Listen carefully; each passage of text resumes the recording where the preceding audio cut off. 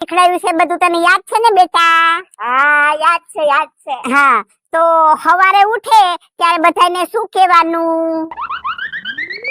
Good morning. હા, અને બપોરે ગુડ આફ્ટરનૂન. અને સાંજે ગુડ ઇવનિંગ. હા, અને રાતે ગુડ નાઇટ. હા, અને કોક મહેમાન આપણી ઘરે આવ્યા હોય તો શું કહેવાનું? વેલકમ. અને જાય ત્યારે વેલકમ. એ વેલકમ નહીં, બાય બાય. Bye bye. હા, બાય બાય. ચાલો હવે હાલીને બતાવો. પાછી હા,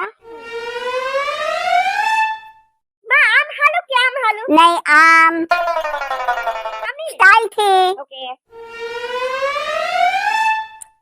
થોડુંક હસતું મોઢું